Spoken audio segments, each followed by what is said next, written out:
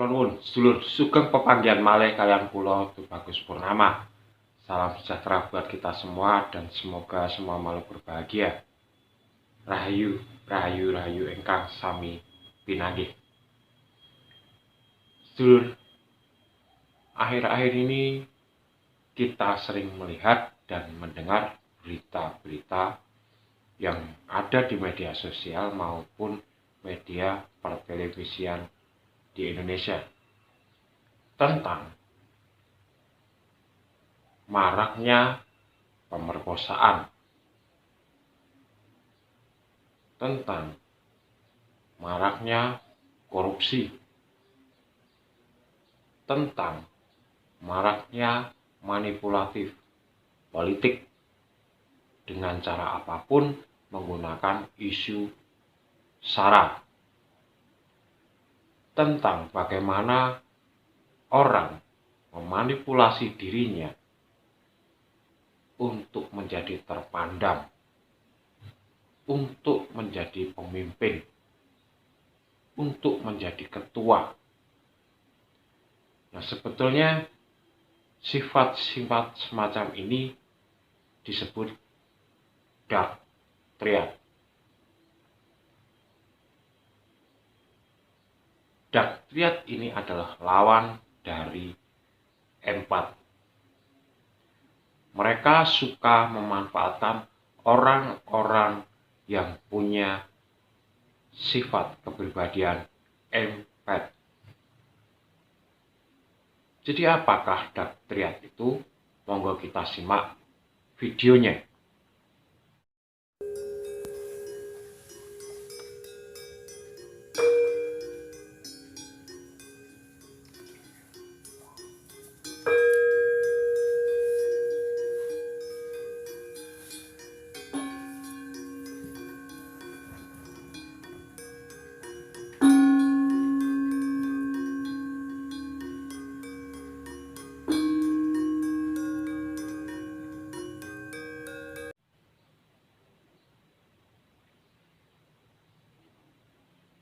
Baik, sedulur, dark triad ini adalah orang yang memiliki sifat dari 3 macam sifat. Yang pertama, narsisisme. Narsisisme ini adalah orang yang meninggikan egonya, acuh tidak acuh dengan orang lain, suka mencari muka, bangga terhadap dirinya. Nah, ini cenderung larinya ke kesombongan, egosentris, menganggap bahwa dia yang paling kuasa, dia yang paling kuat, dia yang paling pandai. Nah, itu narsisisme. Kemudian yang kedua, Machiavellism.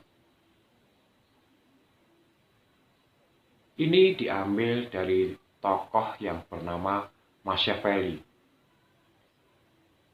Beliau mencetak buku tentang bagaimana bisa menguasai perpolitikan dengan cara apapun, termasuk manipulasi. Nah, inilah Machiavellism. Kemudian yang ketiga, psikopat. Ketika saya muda dulu, ketika saya kecil dulu berpikiran bahwa psikopat itu orang yang suka membunuh. Ternyata tidak. Psikopat bukan hanya orang yang bersifat membunuh, tapi kenyataannya psikopat ini adalah orang yang impulsif, punya kepribadian yang tidak stabil, bisa meledak-ledak, dan mempunyai ketakutan terhadap sosial yang sangat tinggi. Sehingga orang-orang psikopat ini jarang bergaul dengan orang lain, karena ketakutan kalau dihina, ketakutan kalau dicaci, ketakutan kalau direndahkan. Nah, orang-orang yang dengan psikopat ini cenderung menutup diri.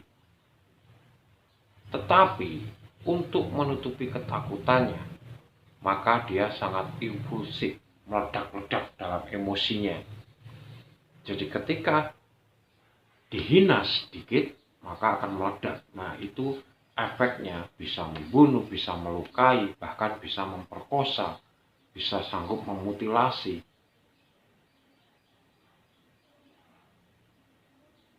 Nah, dak triad ini sekarang banyak terjadi di Indonesia. Kita sering mendengarkan, bahkan setiap hari kita selalu disuguhkan dengan berita-berita pemerkosaan, pelecehan seksual, mutilasi, hanya karena masalah sepele. Yang kedua, kita sering melihat pimpinan-pimpinan partai politik atau pejabat-pejabat politik yang suka manipulatif biar dianggap baik, tetapi ujung-ujungnya nanti mereka akan mengeruk kebebasan rakyat, hak-hak rakyat. Dia akan memakai apapun caranya agar tetap terpilih menjadi pejabat.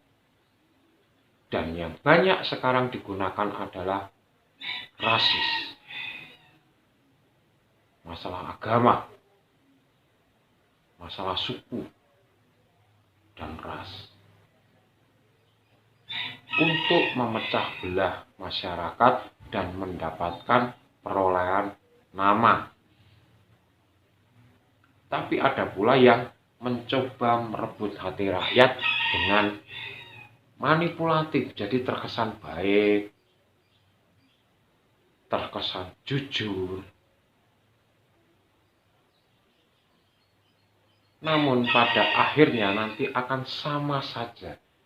Dan ini berani membayar orang-orang di sekelilingnya untuk meningkatkan nama baiknya, pamornya, sehingga rakyat benar-benar bisa dimanipulatif, benar-benar bisa ditipu. Orang-orang yang bersifat dak triad ini kita bisa melihatnya dengan ketika seseorang yang sudah divonis kasus korupsi, tapi masih bisa tersenyum dan melambaikan tangan di depan kamera, di depan orang banyak, di depan wartawan. Itu yang pertama. Kemudian kita juga sering melihat orang yang sudah memutilasi, orang yang sudah menganiaya, tetapi tidak kelihatan penyesalan sedikit pun dari raut wajahnya. Nah, orang-orang yang punya sifat dak triad ini selalu memanfaatkan orang-orang yang punya sifat empat, karena empat itu orangnya tidak tegaan, suka bersimpati, suka menolong. Sedangkan dak triad ini apa saja akan dilakukan asal tujuannya tercapai, sehingga mereka sering memanfaatkan orang-orang yang bersifat empat.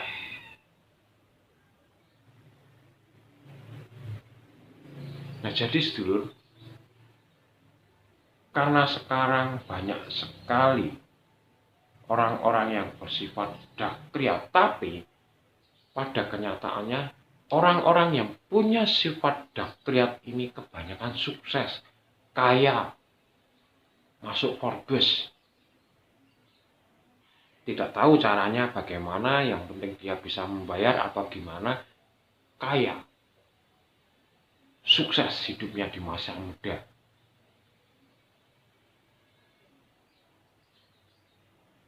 Karena apa? Mereka cenderung acuh tak acuh. Mereka cenderung tidak peduli dengan orang lain, dan apapun caranya akan mereka gunakan untuk meraih impian-impian mereka. Nah, ini berbahaya bagi kelangsungan hidup sebuah bangsa atau organisasi.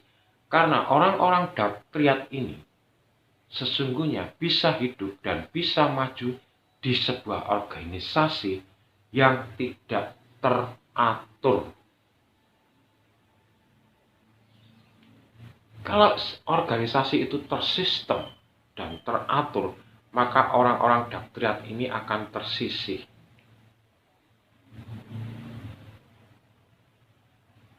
Artinya, ketika Indonesia ini semakin banyak orang yang bersifat daktriat, berarti di Indonesia ini masih ada sistem-sistem yang tidak teratur. Orang-orang yang punya sifat daktriat inilah yang akan dihancurkan oleh Satrio Piningit dan pasukannya. Jadi semoga bermanfaat yang sedikit ini, dan kalau ada salah kata saya mohon maaf yang sebesar-besarnya. Akhir kata saya itu Bagus Purnama mengucapkan rahayu, rahayu, rahayu. Matur nuwun.